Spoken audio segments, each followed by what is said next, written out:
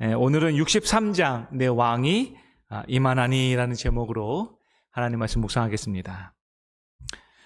예수님의 생애 가운데 가장 클라이막스 한 장면을 꼽으라고 한다면 아마도 예수님께서 바로 예루살렘에 입성하는 장면일 것입니다. 그렇죠?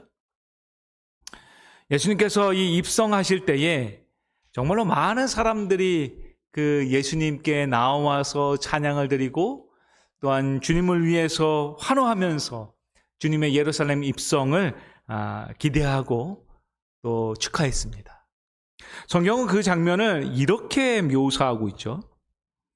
그들이 예루살렘에 가까이 가서 감난산 벳박에 이뤘을 때에 예수께서 두 제자를 보내시며 이르시되 너희는 맞은편 마을로 가라. 그리하면 곧 메인 나귀 새끼가 함께 있는 것을 보리니 풀어 내게로 끌고 오라.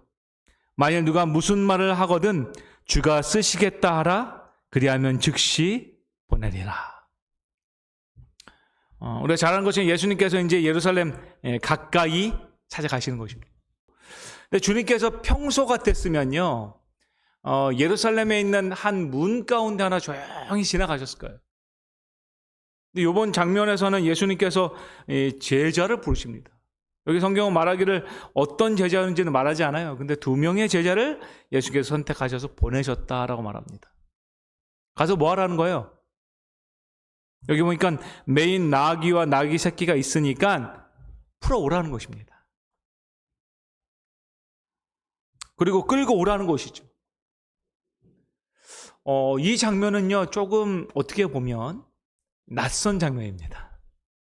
그렇지 않습니까? 남의 것을 가져오라고 주님께서 말씀하신 적이 없어요, 성경에. 늘 남에게 무엇인가를 주고 어딘가를 갈 때면 아무것도 필요 없는 사람처럼 예수님께서는 하나님께서 주시는 공급하심만 바라보면서 나아가셨죠. 근데 이 장면을 보면은 예수님께서 특별히 나귀 새끼 한 마리를 데려오게 명령하신 것입니다. 돈을 주고 데려오는 것도 아니고 이거 말하기를 주가 쓰시겠다 이렇게 말만 하라는 것입니다. 그러면은 어떤 일이 펼쳐지면 여기 말하기 그리하면 즉시 보내준다는 것입니다. 여기엔 분명히 주님께서 준비하신 예비하심이 있을 거예요. 여러분, 하나님께서 우리에게 명령하시면서 주가 쓰시겠다고 말씀하실 때에 우리의 순종은 어떻습니까? 우리도 즉시 우리의 것을 주님께 내어드립니까? 여기 즉시라는 이 단어가 똑같은 단어가 어디 사용되냐면 바로 마태복음 14장에 사용돼요.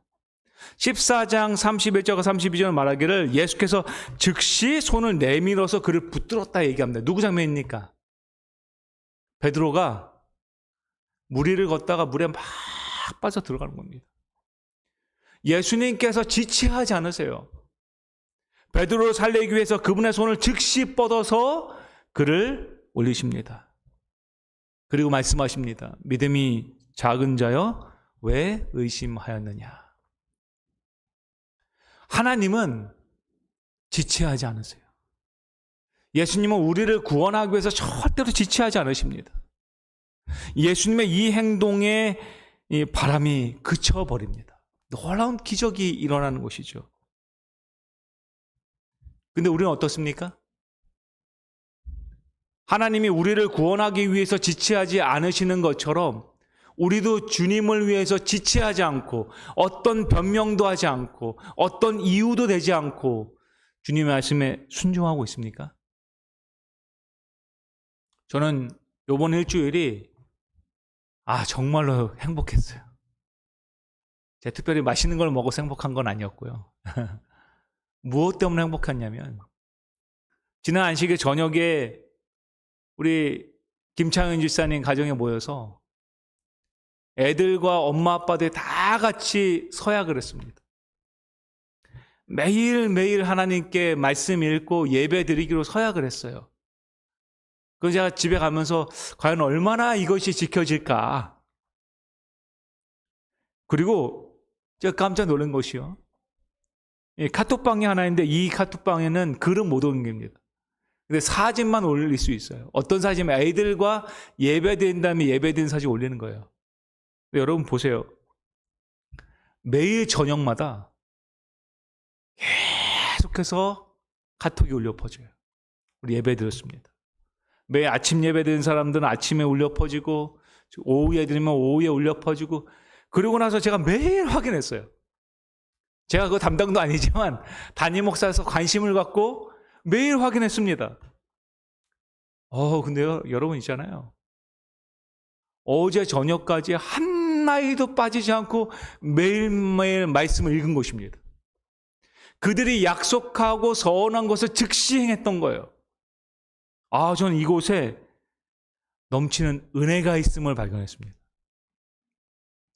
여러분, 우리가 하나님께서 우리에게 쓰시겠다고 얘기할 때에 지체하지 않아야 합니다. 하나님과 서약하고 하나님께 약속한 것들을 주저하지 말아야 돼요. 여기 증언보감 이렇게 말했어요. 의무가 생길 때 우리는 그 의무의 요구에 응하기를 지체하지 말아야 한다. 그러한 지체는 의심이 생길 틈을 준다. 내가 하나님한테 이것을 하겠습니다 하고 내 마음을 주저하게 되면은 어느 순간 내 마음 가운데 의심의 마음이 싹 트는 것입니다. 불신이 스며들어오고 판단이 왜곡되고 이해력이 어두워진다. 마침내 성령의 책망은 미혹된 자의 마음에까지 이르지 못하게 되고 그는 그 책망들이 자신을 위한 것이요 자신의 상황에 적용되는 것일 수는 전혀 없다고 생각할 만큼 뭐 한다고요? 눈이 어두워진다.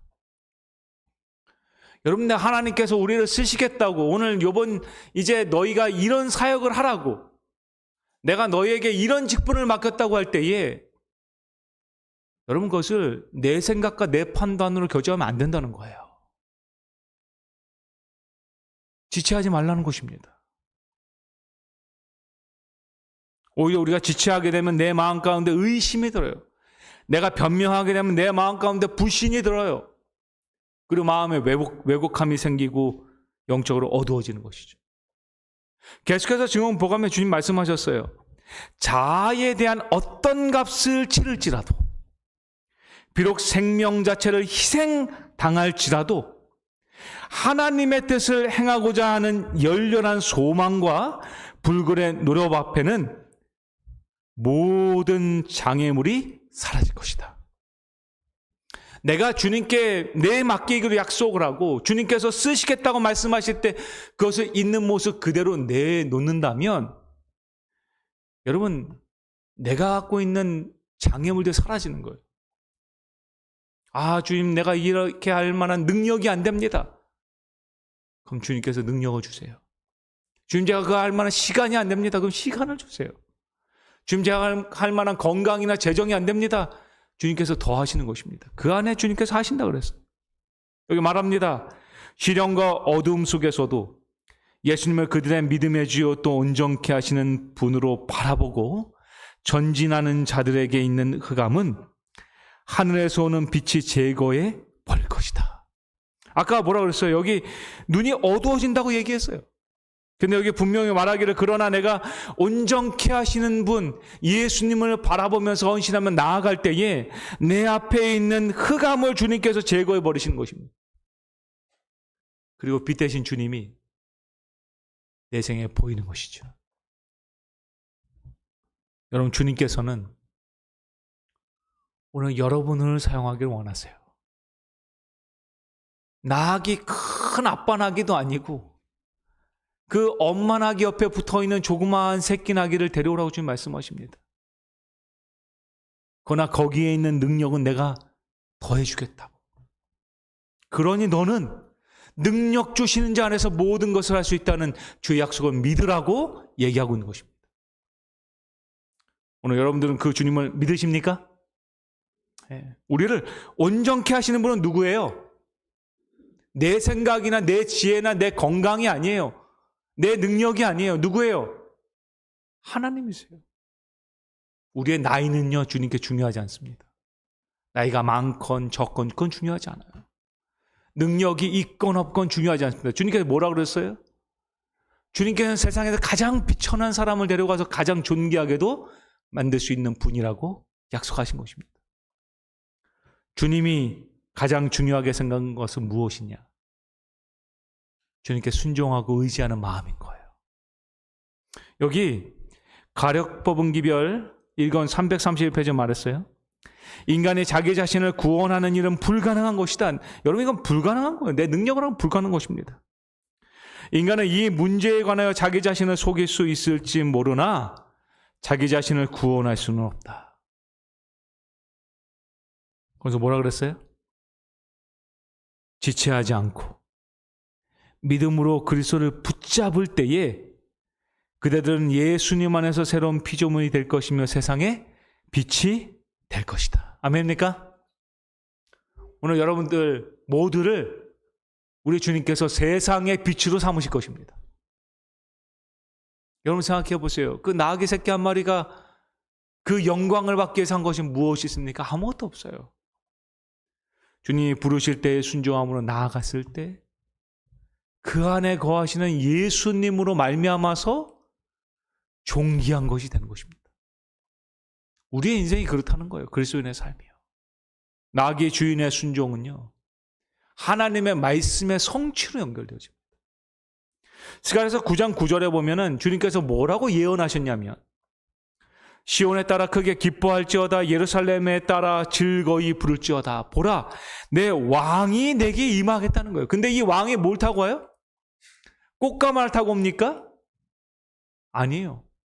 여기 말하기를 그는 공의로우시며 구원을 베푸시며 겸손하셔서 나귀를 타고 오는데 나귀를 어떤 나귀를 타고 와요? 제일 크고 좋은 나귀를 타고 옵니까? 제일 건장하고 큰 나귀를 타고 옵니까? 아니에요. 나귀 새끼 타고 오는 것입니다. 여러분, 하나님 사역하기에 있어서 교회의 크기는 중요할까요? 중요하지 않을까요?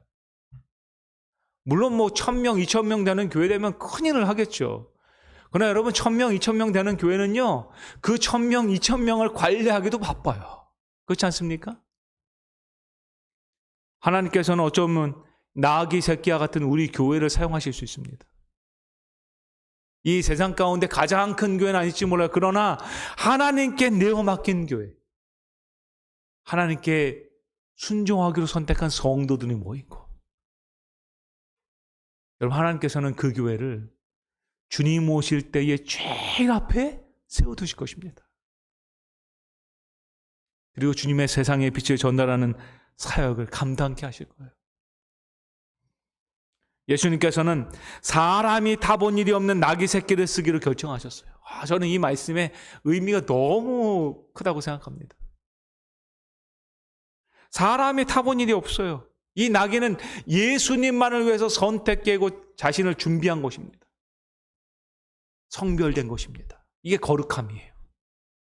여러분 거룩한 성도가 되십시오. 그 말은 성경책 들고 이렇게 거룩한 표정으로 걸어다니는 걸 말하는 게 아니라 하나님이 쓰시기에 자신을 구별한 성도가 되십시오. 사람의 손을 타지 않은 나귀가 되셔야 돼요. 사람이 지휘하는 것이 아니라, 내 습관이 아니라 하나님의 명령에 따라가는 나귀 새끼를 주님 사용하신다는 거예요. 이제 주님께서는 예루살렘을 입성하십니다. 근데 그 주님께서 입성하시는 장면에 대해서 여기 뭐라고 말하냐면 그리스도께서는 왕의 입성에 대한 유대인의 풍습을 따르셨다라고 얘기합니다.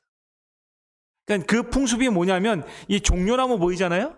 이 종려나무는 뭘 상징하냐면 이 왕으로 임재하시는 주님에 대한 찬양을 상징하고 있어요. 주님께 존귀와 영광을 돌리는 그런 도구로 사용된 것입니다. 그리고 여기에 보면은 이 여성과 남성들이 옷을 이렇게 주님 앞에 내려놓고 펼쳐놓습니다. 이거는 자신의 집에 들어오는 가장 존귀한 사람, 그 사람을 위해서 예풍습에 자신 옷에 깔아놓고 양탄자 위를 걸어오는 것처럼 흙밟지 않고 걸어오게 하는 거예요. 그들은 주님을 그런 사람으로 여겼다는 것입니다. 그 입속에서는 무엇을 찬양했다고 얘기합니까? 호산나 찬양을 부른 것입니다.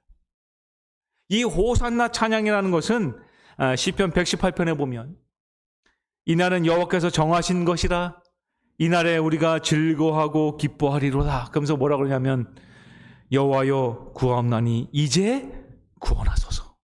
여기 말하는 이제 구원하소서가 히브리어로 호산나인 것입니다. 호산나. 이제 주님께서 메시아 되셔서 우리의 삶을 구원하시고 이 세상의 이 모든 노동과 이 세상에 있는 모든 압제로부터 나를 구원해달라고 찬양하는 것이죠. 여러분, 이러한 찬양이 울려 퍼지면서 예수님께서 예루살렘 성을 입성하셨다는 것이죠. 놀랍지 않습니까? 이 모든 입성의 시작은 바로 나귀 한 마리의 순종으로부터 왔다는 것입니다. 근데 우리가 여기에서 한 가지 질문해 볼 게 있어요. 그건 뭐냐면 왜 예수님은 이 예루살렘에 화려하게 이렇게 입성을 하셨는가? 그렇지 않습니까? 평소에 예수님이라면 어떻게 가셔야 돼요? 남들도 모르게 조용히 갔다가 사람을 치료하고 나오시고 회당에 들어가셔서 말씀을 조용히 전하고 나오시고 늘 사람들 앞에서 사람들이 왕으로 세우려고 그러면 싹 사라지지 않았어요. 근데 왜 예수님께서는 이번에 예루살렘을 입성하실 때는 마치 왕이 예루살렘 성을 행차하는 것처럼 모든 사람들의 영광을 받으면서 들어갔을까요? 여기 시대의 소망을 보면요, 저뿐만이 아니라 이 많은 군중들이 그 생각을 한 것입니다. 여기 말합니다. 당신의 나라는 이 세상 나라가 아니라고 선언하셨던 분에게 어떻게 해서 이런 변화가 일어나는지 사람들이 의아해한 것입니다. 맨날 조용히 숨어서 지내듯이 계셨던 분이 사람들에게 조금만이라도 영광 받으려고 그러면 사라졌던 분이 왜 이렇게 하시는가를 생각한 것이죠. 시대성은 이렇게 말합니다. 예수께서는 그분의 지상생애에서 결코 이런 시위 행렬을 허락하신 적이 없으셨다. 그분은 그 결과를 훤히 내다보셨다. 이것은 그분을 어디로 몰고 가요? 십자가로 몰고 갈 것이었다. 지금 주님께서 예루살렘에 들어가시는 이유는 이제 십자가에 달려 돌아가시기 위해서 그 안에 들어가시는 것입니다. 왕이 되기 위함이 아니에요. 우리를 구원하기 위함인 거예요. 그러나 이와 같이 자신을 구속주로서 공공연히 드러내는 것은 그분의 목적하신 바였다. 그 목적은 뭐냐면 이렇게 말합니다. 그분은 타락한 세상에 대한 당신의 사명의 최후를 장식할 그 희생의 주의를 불러일으키기를 열망하셨다. 그러니까 주님께서는 아무도 모르게 십자가에 달려 돌아가시는 것이 아니라 많은 사람들이 그 십자가를 바라보게 하기 원하셨다는 것입니다. 그러기 위해서 주님께서 이 영광의 자리에 앉아 계신 것이죠. 그들은 왕으로 삼기를 원합니다. 그러나 주님께서는 그것이 아니라 그들을 구원하기 위해서 이제 십자가의 길을 들어가신 거예요. 그래서 여러분, 지금부터 시작되는 예수님의 생애를 한번 살펴보면 이 화려함과 승리로 시작해서 모든 사람들이 외면하고 제자들까지 다 도망가고 마지막 제자 요한만 남은 그 십자가 앞으로 주님께서 이것을 연결하세요. 가장 화려했던 이 순간부터 인간이 경험할 수 있는 가장 외롭고 차가운 순간까지 주님께서 걸어가시는 것입니다. 주님은 말씀하시는 것입니다. 나는 이곳에 왕으로 온 것이 아니라 영광을 받기 위해서 온 것이 아니라 너희를 구원하기 위해서 왔다는 것이죠. 여기 시대성만 말했어요. 모든 사실은 의심의 여지 없이 실증되어야 한다. 그리하여 모든 백성들의 눈이 그분을 주목하고 그분의 큰 희생 앞서 일어난 사건들을 통하여 희생 자체를 확실히 볼 수 있게 해야 하였다. 그러니까 주님께서는 예언의 성취의 장면을 통해서 마지막 예수님께서 십자가에 달려 돌아가시고 난 이후의 사람들이 성경을 펴서 읽었을 때에 그 예언이 성취되었고 예수님이 우리의 참된 구원자였다는 것을 알려주기 원하셨다는 것입니다. 우리 주님께서는요, 그러한 일을 한 번 더 하실 것입니다. 언제 하실까요? 여기 마태복음 24장에 보면 그때의 인자의 징조가 하늘에서 보인다는 것입니다. 주님께서 이 땅에 오시는 재림의 징조가 하늘에서 울려 퍼지는데 그 장면이 어떠냐면 그때 땅의 모든 족속들이 통곡해요. 그리고 그 모든 족속들이 인자가 구름을 타고 능력과 큰 영광으로 오는 것은 뭐예요? 본다는 것입니다. 그러니까 예수님의 재림은 휴거를 주장하는 사람들처럼 몇몇 사람들에게만 보이는 게 아니라는 것입니다. 여러분, 이 예언은 요한계시록에서 한 번 더 실증되었어요. 사도 요한은 예수님의 그 재림의 장면을 계시를 바라보면서 말합니다. 볼지어다 그가 구름을 타고 오시리라. 그러면서 뭐라 그랬어요? 각 사람의 눈이, 여기서 말하는 이 각 사람이라는 것은 한 사람 한 사람의 의미가 아니에요. 이거는 뭐냐면 한 사람도 빠짐없이 모든 사람들이 그들의 눈으로 주님을 본다는 것입니다.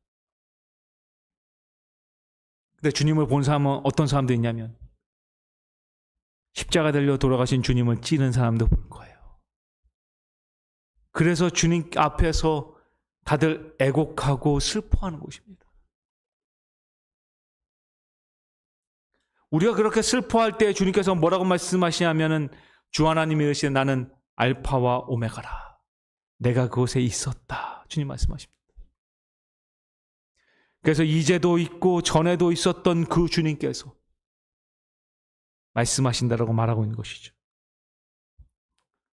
사랑하는 성도 여러분이시여, 우리 주님은 다시 오실 것입니다.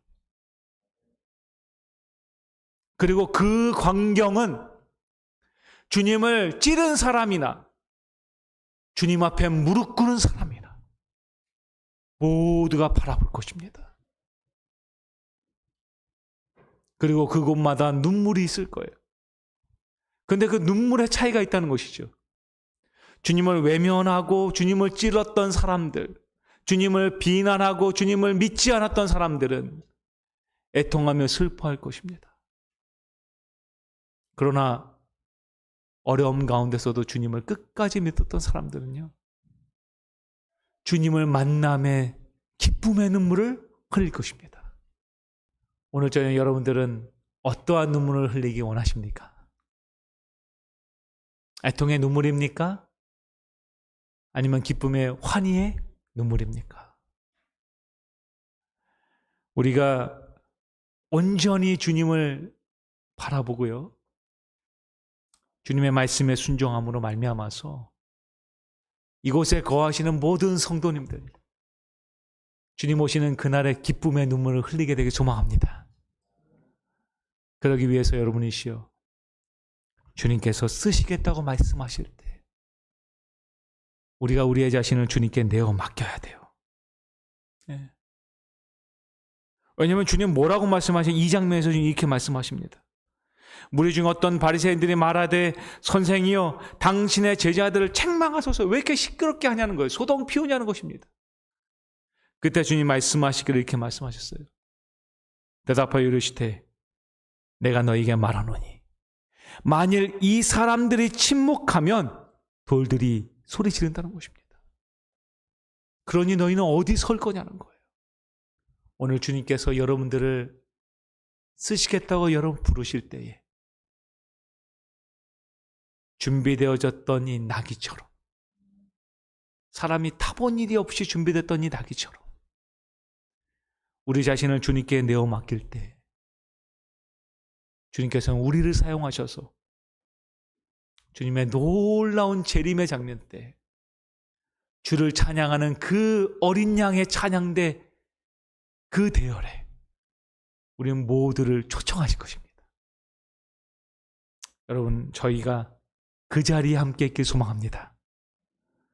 그러기 위해서 오늘 여러분들이시요, 주님께서 여러분을 부르실 때에 우리 자신의 상황과 우리 자신의 모든 것들을 바라보지 않고 늘 순종함으로 나아가셔서 그 영광의 자리에 참여하는 저와 여러분들에게 소망하며 오늘 준비된 말씀 마치겠습니다.